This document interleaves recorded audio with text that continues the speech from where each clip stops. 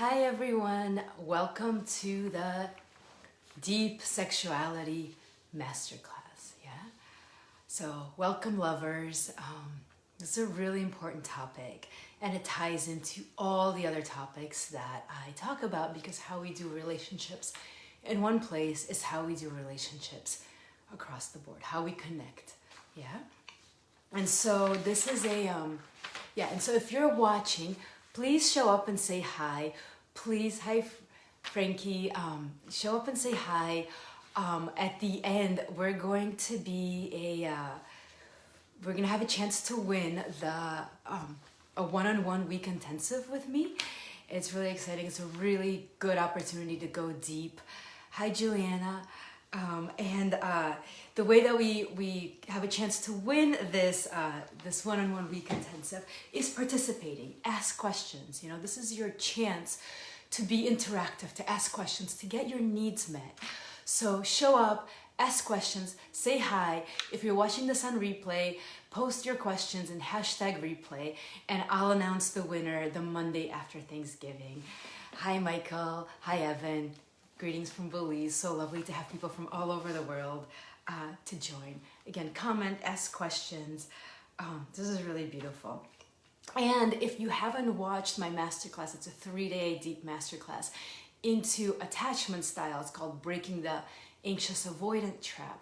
Please go ahead and watch this after this video as well, because it really ties in. This is kind of going a little bit deeper into this place of what do we do about our fear-based attachments, and how do we step into pleasure, right?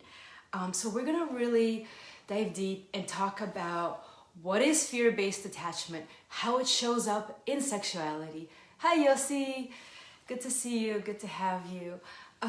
And also, what does tapping into our pleasure really means? Our pleasure, not our partner's pleasure, our pleasure, and how that pleasure connects and correlates to deep connection with another person, other people, whatever your styles are. And so, we're gonna really talk about all of this and really own in on what are some of the basic skills and tools to enhance deep connection and intimacy with your partner. How do we break through the mental loops? Yeah, these mental things when we're engaging and we're in contact and we're engaging, we're having sex, and then there's mental loops come up. How do we feel alive? And by alive, I mean feel pleasure. Yeah, pleasure is our birthright. Let's remember that. Pleasure is our birthright. Hi, Jonathan. How do we show up in sexuality with really healthy boundaries that keep us safe and improve our vulnerability and authentic communication around sexuality? And I see that there's some people who are having a hard time getting into the class, but that is right now, you'll be able to watch the replay, right? So I talk a lot about safety and unsafety. With my clients, we go through a whole journey of what it means to feel unsafe and what it means to actually feel safe. And in the context of sexuality, which is a very embodied physical thing that we do, with our partners in whichever way that partnership shows up, feeling unsafe, means that we're not in the present moment. We're not feeling. We're in story. That story is about the past or the future, and that future is always modeled off of the past, and our bodies contract. So if we're actually, in touch with our bodies and we're embodied, we can feel the contractions that happen, the tensions, if somebody's yelling on you, or you're having there's a conflict, a hostile situation, you're actually it's scary, we're contracting, our bodies can collapse like this, right? And we can't access our pleasure, because pleasure is the free flow of energy. It's the free flow of our feelings. Our primary feelings are anger, sadness, fear, and joy. And if we cut off one of them, we cut off them all. So armoring when we're not feeling safe is cutting off our feelings, cutting off our free flow of information, our free flow of energy. And sexuality, our sexual energy, is our life force energy, right? It's what makes us feel alive, abundant. When we go into deeper experiences of sex magic, we can also use sexual energy to manifest in our lives. Yeah, because we're creating. It's the creative life force. And we are here as embodied beings to connect the body and spirit to manifest in this human physical form. And we can do that through sexuality, absolutely. So when we're not feeling safe, and when we're not feeling safe during sex or sexuality in the specific class, yeah, we're not conscious of what's happening here and now. You know, a lot of times we have these mental loops, or we're just going numb, we're disassociating, we're not feeling, we're not in our bodies. And when we're not in our bodies and we're not feeling safe, one of two things can happen. Yeah, and I talk a lot about this in other videos as well, pertaining to other specific areas of connection. And this is, we go into our survival pattern. And our survival pattern can go like this, it can go two ways. It can be fight or flight, right? We can be going towards or going away. But it's, yeah, some people are messaging me but about this class. But fight or flight is when we're contracting and we're in the past, we're in the future. Now, what does that look like when we're having sex, right? In sex, the fight mechanism can actually show up in very subtle ways where we're not really feeling like we're attacking, but it's like we're pushing through.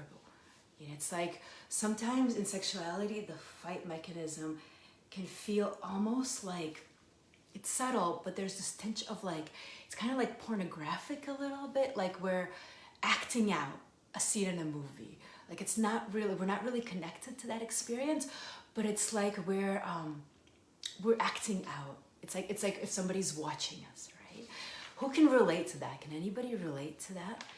If you can relate to it or have any questions around the fight mechanism in sexuality, please comment, you know, ask questions. So it feels disconnecting. The common thread, it feels disconnecting. Yeah. And if we're having like orgasms in this place, it's almost like we're just like rubbing them out. Like we're just like, oh, poof, okay, good, I'm done. Right? Or we're trying to please the other person. This can also be, you know, manifested in the fight mechanism. Is everybody's sound okay? Can somebody say thumbs up with sound? Because Michael is having problem with sound, so I just want to see if everybody's having a good time with sound. Yeah?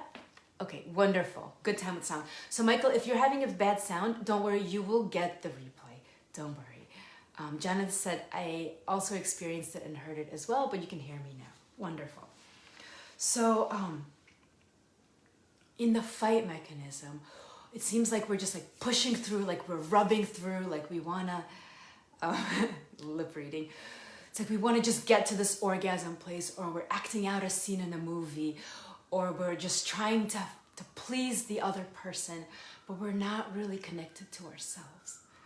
We're not really connected to our feelings, what's happening inside of our bodies, right? And if we're in a flight mechanism in sexuality, we're out of our body. We're in this mental loop. The stories about what should I do for dinner, or am my body somehow not right, or what are they thinking? And we're just disassociated. You know, sometimes it can be just like we're out of our body and we're not even feeling anything. People with sexual trauma, really, this is really a dangerous place. People with a lot of with sexual trauma can really easily disassociate completely and leave their body during sexuality. We're not feeling our feelings, we're not feeling our body, we don't have access to pleasure, we just want it to be over. Yeah? And this is really deep fear-based attachment, and it can show up really vividly in sexuality and feel us leaving really disconnected after sex feeling really small, not good enough, not worthy, not connected to our partner, not getting our needs met. And so I just have I don't tell people what to do with my coaching clients. I never advise people in this way, but in this specific situation, I do want to advise, and I do want to also make like a plea, is that if you are dissociating during sex, and if you are not in your body, you're not accessing pleasure, you're in a mental loop, you're acting out a scene in a movie, or you're pretending you're just an actress or an actor, and you're just trying to get it done with, please, please, please stop. You know, I know saying no can be the hardest, scariest thing for us all, but when we're dissociating during sex, which is a very, very intimate place to be, no matter if you just met the person or you've been with the person for 10 years, it doesn't matter. If you're in a dissociating place, you're not feeling safe, and it's really, really, really important to stop, or else you're going to re-traumatize yourself and make it even worse. Disconnect from your partner and disconnect from yourself. Disconnect from pleasure. Obviously, you're not in a state of pleasure. And it's just going to be another trauma that we're inflicting on ourselves and on our bodies, and we're responsible for it, not the other person, unless we're in a forced situation, obviously. So please say, hey, I need to slow down. Yeah? Hey, I need to stop. Yeah. Yeah, Evan also says, hover the mouse and see if the volume is muted. Good. Thank you, Evan. Yeah. And if you are having a hard time saying no, saying stop, saying slow down, saying, hey, I'm dissociating during sex, please schedule a clarity call with me. I'll put the link in the comments. We can really get a lot of clarity on this issue and how to work to move through it, to get through it and get your needs met in sexuality. Yeah, it's really important. So this is what not feeling safe in sexuality looks like. Number one, pleasure is not something that we're able to tap into when we're not feeling safe. Yeah, we're disconnecting from our partner and ourselves. If we're in a fight mechanism, we're just acting things out, trying to pleasure the other person, trying to please the other person, trying to be super sexy, trying to be like it has like a slightly pornographic, or not slightly, but there's this like tinge of force in it, like it's forced. Yeah. And if we are going towards orgasm, we're just trying to like rub it out, kind of thing. Like just get it there. Like I want to get there, you know, like there's nowhere to get to. Pleasure is a state of being. There's nowhere to get to. We do not need to have orgasms. In fact, in a lot of tantric practices, we try to not have an orgasm, you know, and stay in the state of pleasure that is just vibrating and flowing, free flow of information. Yeah. Hi, Lindy. So good to see you.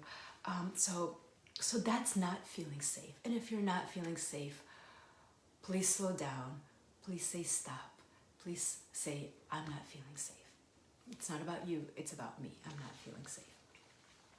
So what does feeling safe look like in sexuality when we're having sex? Feeling safe means that we're feeling, number one. Whatever that may be, even if we're feeling our fear, even if we're feeling angry, you know, a lot of like rough sexuality means like tapping into our anger, you know. BDSM works a lot with this state of anger and how to work through it, but it's a state of pleasure. We're like feeling it, we're owning it, yeah. A lot of sadness can come up as well during sex. Sometimes we just start crying. We feel so connected. We feel so in a state of love that this big release of sadness happens and we start crying. It's totally normal. It's totally okay. As long as we're feeling it and we're staying in our body and we're not dissociating. And of course, the state of joy. Joy is pleasure. It's a sexual life force energy feeling through us. Yeah. Um, Feeling pleasure also means feeling deeply connected with the other person and like really seeing them, and really seeing yourself. When in some tantric practices, one can actually feel the heart connection when we're having sex, and when our genitals are connected and we're kind of contracting and expanding, receiving and giving through our sexual organs. The heart can be doing the same. Yeah, and we actually feel that physical magnetism of the hearts in the same way that we feel the physical magnetism of the genitals. Hi, Diana Maria. And again, if you have any questions, please type them in. I'd love to answer them. Get your needs met here. We have about 45 minutes, so get your needs met here. And so there's this deep connection, and there's pleasure. And pleasure is not about getting to the finish line. Pleasure is just in this deep flow of connection. Yeah. And so how do we create this place of safety with our partners? Number one, if it's really, really hard with partners, try it on yourself first. Be your best lover. Always, always, always be your best lover. Know how to get your needs met. Show up for yourself in the state of pleasure. And then take it and work with it with your partner, yeah? So everything that I'm saying right now, if you don't have a partner to practice with, be your best lover. Even if you have a partner to practice with, be your best lover. One of the senior teachers, facilitators at ISTA says, I have sex with myself every day. And then if I feel like it, I can have sex with somebody else or other people, many people, it doesn't matter. But my priority is tapping into that by myself, with myself. And then I get to share it with others once I'm tapped into it. Yeah? So, number one, we've already talked about this a little bit, but I want to emphasize it again. Boundaries. Boundaries are really big. It's a really big topic. But it's like the number one thing about how to stay in relationship, because relationship is always a play between sovereignty and synergy. Yeah, how do we stay sovereign and in synergy with the other person? And the trick to that, it's not a trick, is boundaries. How do we keep our sovereignty safe so that we can show up with another person? So the way that and you'll hear me talking about this all the time, the way that I like to kind of teach, I hate that word, but explain boundaries is that it's like the membrane of a cell. So our world is a fractal world. The universe is contained in the smallest part. Everything that's small is magnified. So we can actually learn a lot about ourselves through watching the world, through watching nature, because it's fractal. So the membrane of the cell, it's like a semi-permeable membrane. It's flexible but very strong. It can go like this. It's like, and it decides what comes in and what goes out. It's flexible. It's not a wall. It's not rigid. It's semi-permeable. And we get to decide what we want to say yes to and what we want to say no to, right? And that's how we stay safe, and that's how we can move into proximity with another. So before we get to say our yeses, we have to learn to say our nos. Toddlers, when they start learning about boundaries and their sense of sovereignty in the world, they're just starting to move around and walk on their two little feet. They start practicing no. For those of us who have kids, we know that at first, the little babies start to say no. No, no, no, no, no, no, no. Do you want to put on your pants? No. Do you want this? No, no, no, no, no, no, no. Once they see that their no's are being respected, they start experimenting with the yeses. So the yeses feel really good once we know that we can do our no's. Yeah? So this is really important. Practice your no's before you say yeses. The yeses will feel much more connected. Yeah? So boundaries, really, really big. Second, attunement. Now this one, not that many people really are aware of, but attunement is incredibly important in connection with another person, and unfortunately it's something that a lot of us did not receive when we were little, and so we actually don't know how to do this attunement thing. you know, when babies, with their caregiver, babies need a lot of attunement. They can't self-regulate yet. So they need a lot of attunement. You know, mothers attune quite a lot if they're not blocked by their own stuff. And attunement basically says this: I'm okay, you're okay. It's safe to be okay together. Yeah, something like this. And how do we attune in sexuality, in connection with our partners? We can look at eye gazing is really important. A lot of us close our eyes when we're having sex. We're not attuning. Sometimes it's really scary, yeah, to eye gaze during sexuality. A lot of stuff comes up. Our feelings come up. With my clients, we learn how to hold those feelings, tolerate them even. They're so scary. But eye gazing is really, really important. You know, there are times when you might want to close your eyes to really access your own sense of self more. But if you want to be in really deep connection, at times we do need to eye gaze. So sometimes even before beginning sexuality, have a practice of attunement before you step into penetration, especially, or even other sexual acts. Take 5 minutes and attune. You know, eye gaze, breathe together. In tantric practices, there's a lot of breathing techniques to do together. Some of them are called the microcosmic orbit, where you're actually attuning your breathing with your sexual energy that is circulating. Sometimes only through you. You can do the microcosmic orbit just by yourself. You can do it with another person. Yeah, you don't even have to be penetrating to do it. You can get energetic sex, energetic orgasms, you know, in the microcosmic orbit. We're not getting into that right now, but really breathing. You know, you can breathe out. That person, your partner, can breathe in. You're breathing out. You can breathe in their breath and just go. Giving and receiving, expanding and contracting, yeah, together. Or you can just sit together, eye gaze, and breathe. Yeah, this is really, really, really important. Most of us don't do it. Most of us don't feel safe. Attunement is like, it's gold, okay? Creating a bubble in tantric practices, you know, when I have sex, we create a bubble. And that is actually creating a physical, energetic bubble with your partner around the both of you. A safe container where you get to practice your sexuality and connect together. It's really important. It's part of attunement. This is why it happens. Yeah. Attunement regulates our nervous systems and allows us to feel safe. Yeah.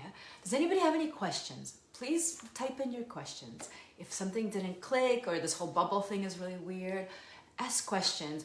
The more you participate, the more, the greater chance you will have at winning a one-on-one intensive with me. So please ask your questions, participate, show up in life. Yeah, this is part of showing up in life.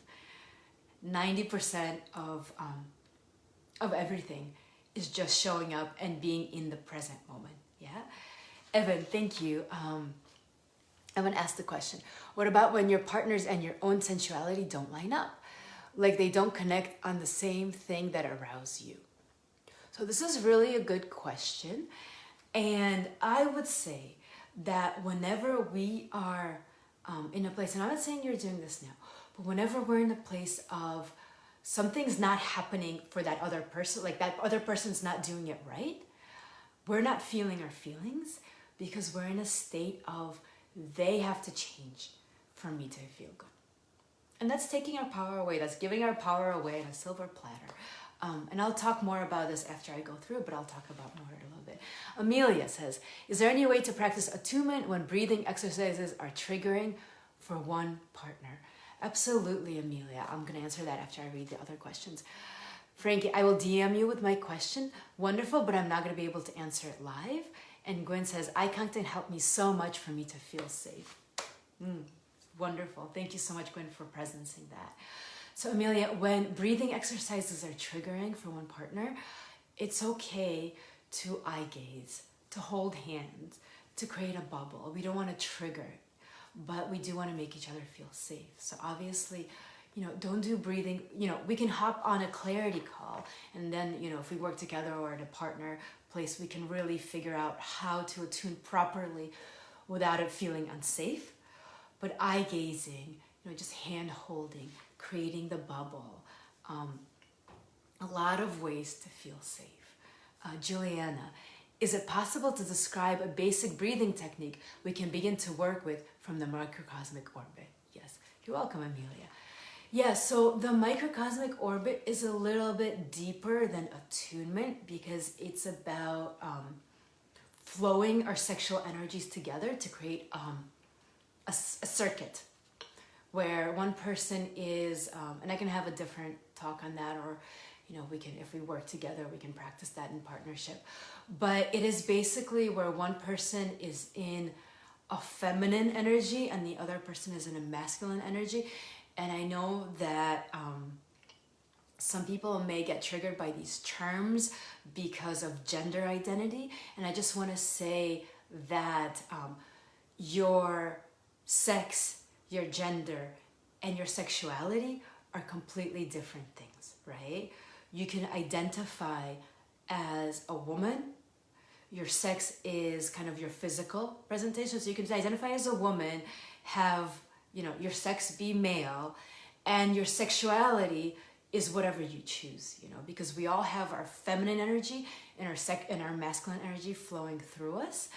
And we get to choose where we want to be on the polarity or somewhere in the middle at any given point in time. And the more we're in touch with ourselves, our own masculine energy and our own feminine energy, the more empowered we are in sexuality. But this is a little bit deeper. So the microcosmic orbit is really about one person being in the feminine and the other person being in the masculine. The masculine gives energy through their genitals and receives through the heart. The feminine gives through the heart and receives through the genitals. And so we're creating a circuit that we are empowering through breathing, in moving an energy and creating really, really high states of pleasure and ecstatic bliss that do not need to result in orgasm, although sometimes it can happen. And that usually brings the energy up instead of just releasing it through the genitals. Yeah. Michael, thank you for your question. Here's a question for later, but I'll raise it now because you show up now. I am still discovering how sensuality and sacred sexuality speaks to me. Can you offer any words of wisdom for how to manage strong triggers and emotions? Michael, I don't know which are your strong triggers and emotions, so that is something that we can clarify in a clarity call specifically, or you can put it here. But basically, sensuality and sacred sexuality have to do with feeling safe. And then once we're feeling safe, we can show up in a state of pleasure. So if strong triggers are coming up, and by triggers, what we really mean is strong emotions are coming up. And when we use the word trigger, we're kind of making our emotions feel bad, like they're bad, like we shouldn't be having these emotions, bad emotions. But really, emotions are really, really, really good. They take us back into ourselves. They're like our inner compass. So we have to do the work. It's a journey of doing the work, of staying present, feeling our emotions, being able to tolerate them, understand where they come from, and stay safe when they happen. Yeah, because when we're conscious of our feelings, we're in the present moment, and that means we're safe. When we're not safe, we check out. Yeah, fight or flight. So this is something I really work with my clients, and I would love to get on a clarity call with you if this is something that you're struggling with. Yeah, so attunement, because most of us have not learned attunement when we were little. Yeah. And what attunement really means is let's regulate our emotional systems, our nervous systems to stay safe. Dysregulated means our nervous systems are running amok and we're not feeling safe. And a lot of times we didn't get that when we were little. Yeah, it's just something, it's intergenerational trauma. It really is. And by doing this work, we're breaking the intergenerational trauma so that we can show up for ourselves and for others in a different way, in a more conscious way. And if we have children, we can show up for them in that way too and break that lock. And so with it, after attunement, expression of our needs. Yeah. And this goes back to that other question that somebody posted of, well, my partner isn't, our needs are different, right? So, yeah. So it's really scary sometimes, especially during sex, to ask for what we need, right? And communication and authentic expression of our needs is really important without blaming the other person. Yeah. Whenever we're in a blaming place, or you should change so that I can feel good, we're not in a state of pleasure. We're in a loop. We're in our mask. It's a defense structure. You change so I feel good. You're responsible for my needs. Yeah. So it's about feeling our feelings and taking responsibility for them, and showing up in partnership, in communication, with responsibility for my feelings without making the other person bad or making them responsible for somehow making us feel a certain way. Yeah. And the more vulnerable we can get, and we can get vulnerable by actually feeling our feelings and communicating our feelings, which are anger, sadness, fear, joy. Let's start with those 4 primary: anger, sadness, fear, joy. Yeah. So that's important. Now, there is a trap in sexuality about expressing our needs. And that trap is, it's not just right, right? This is what I've been talking about. There's this loop that we can get into in our partners not doing it right. Too hard, too slow, too fast, too soft, just not right, And there can be like this loop of like, do this, do that, do this, do that, do this. And then it becomes a control pattern. So expressing our needs, especially in sexuality, because it's so acute and so vivid, is how do we receive also, yeah? Frankie says, when you say you have sex with yourself, are you referring to masturbation? Absolutely, Frankie. Masturbation, self-pleasure is a beautiful thing. There's nothing wrong with it. For those of us who come from very religious backgrounds, it is not bad. It's not bad. God does not want us to stop our flow of pleasure. God wants, I don't know, I don't want to actually judge or tell you what God wants, because I don't know, to be honest with you. I take, but I don't know. But yes, the way that I show up in life is that self-pleasure is a beautiful thing. Yeah. What if you don't feel comfortable doing it? Yeah. I worked with people on breaking through these barriers, this armoring. So definitely let's have a clarity call if this is a work that you really want to do.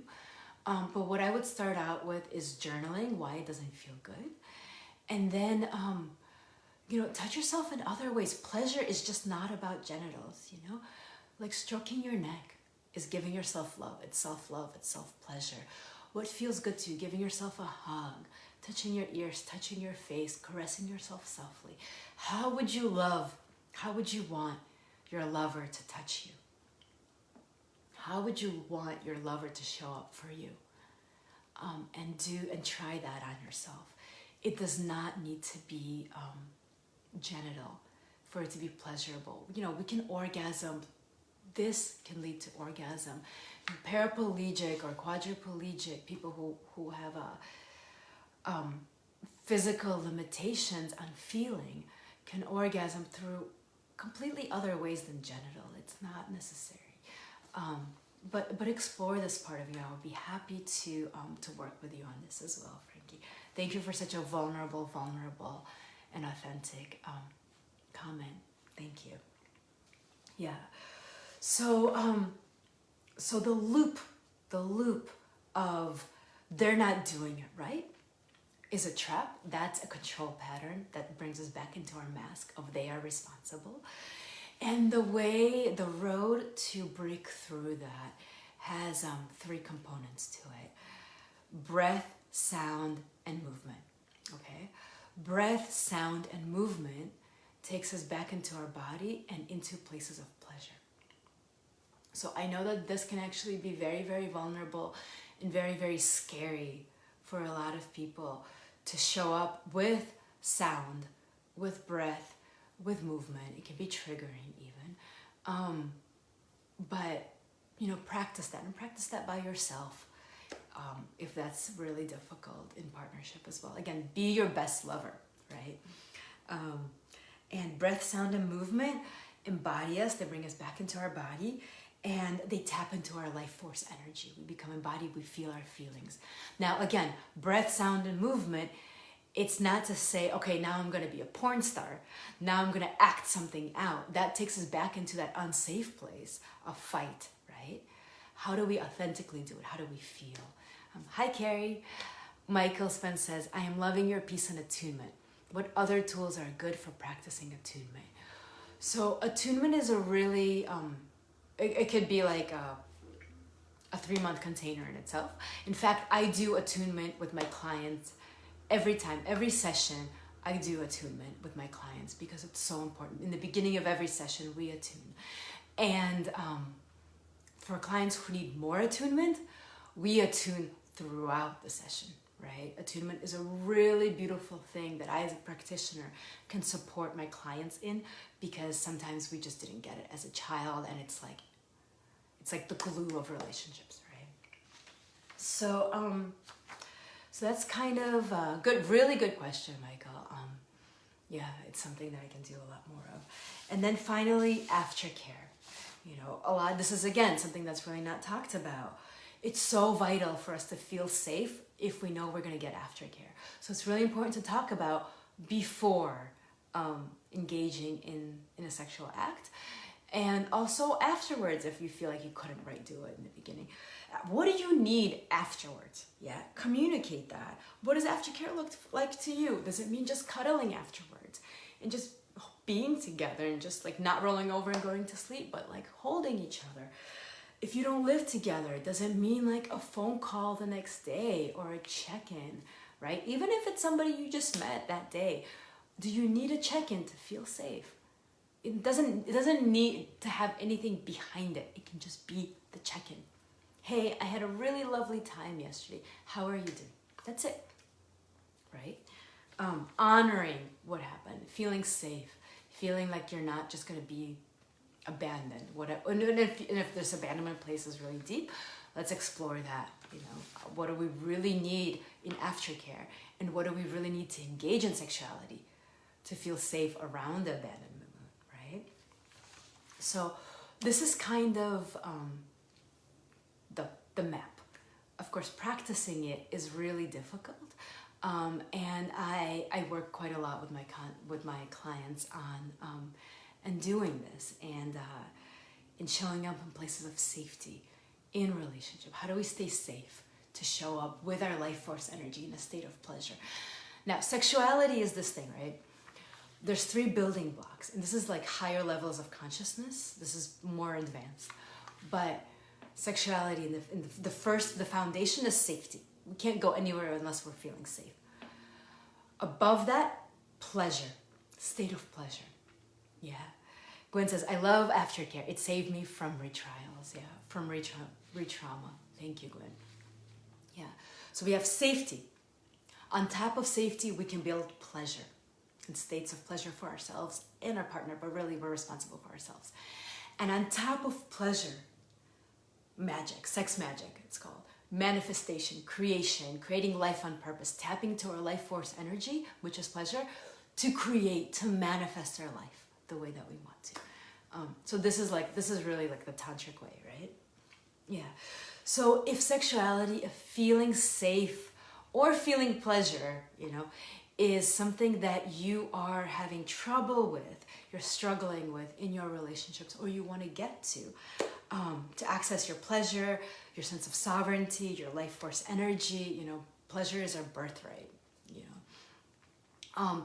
I would really encourage you to get on a clarity call with me to figure out what it is that's blocking you, what are the blocks, and see how we could work together with it. So I really love the clarity calls that kind of provide the roadmap of, okay, now what needs to happen and how can we do this one together? Yeah, Mike says, I would love to learn more about giving and receiving aftercare. Beautiful, Michael. So beautiful. It's so wonderful to see the masculine show up in these places are the masculine in our society is also really traumatized by the patriarchy. It's not just the feminine. And so showing up as a masculine in these places, so beautiful. Thank you. You know, some of my clients have been able to access pleasure in places that they really haven't before. And it's so beautiful for me to, it's like amazing for me to be like, oh my God, this is, you know, people can take this journey and get their needs met, like after not being able to for such a long time. Really beautiful. Yeah, and so I'm really excited to give away this week intensive with me, this 2-week intensive with me, to one of you who's participating and actively commenting and showing up, and also, you know, and learn how to break through some of these places, work on some of these issues, and get your needs met, get your pleasure, show up in a relationship with deep, deep connection. Yeah, because that's what it is. That's really what it is about. And feel that deep connection afterwards as well. Yeah, and the way that the week intensive goes is that we spend one session really diving deep into a specific, very specific issue that you're struggling with and that you want support with. And of course, because it's just this 2-week intensive, it's the more specific, the better. And then the next week, we talk about, you know, integrating it, the results, and then also how this could be the beginning of a roadmap, what you could do to further this in your life, what we could do to further this in your life. So it's a really beautiful way to learn, to get insight about yourself, and to try it out. Julianne says, I may need to have sex magic with myself in order to manifest the free 2-week intensive. Beautiful, Juliana. You can manifest anything you want. You know, the universe is completely abundant and beautiful. Amanda, I would love to learn more about how to really receive pleasure via always focusing on giving versus always focusing on giving. Absolutely. Always focusing on giving is this place of I have to give myself away to be in a relationship. That's the place of fight, right? That's the place of where we don't feel safe. So definitely, whether on the week intensive or in a clarity call, let's show up in this place, right?